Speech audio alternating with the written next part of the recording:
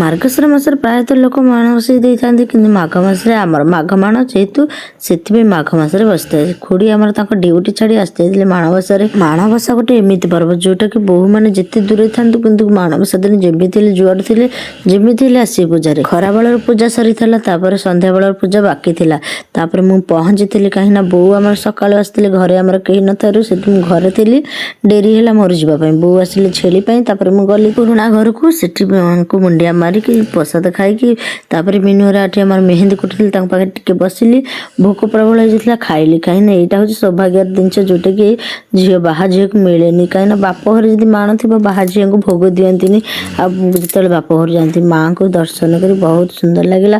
ଆଉ ଆପଣମାନେ ଯଦି ଦର୍ଶନ କରିନାହାନ୍ତି ତାହେଲେ ଏଇ ଭିଡ଼ିଓ ଦ୍ୱାରା ଦର୍ଶନ କରିଦିଅନ୍ତୁ। ପୁଣି ମା ଆସିବେ ଆର ବର୍ଷକୁ। ଆଉ ଏଇ ଦିନରେ ଭୋକ ପେଟ ଶାନ୍ତ କରି ମୁଁ ବସିଥିଲି ପିଠା ତିଆରି କରିବା ପାଇଁ। ଆଉ ଆଜିର ଭିଡ଼ିଓଟି ଯଦି ଭଲ ଲାଗିଥାଏ ଲାଇକ୍ କରିଦେବେ।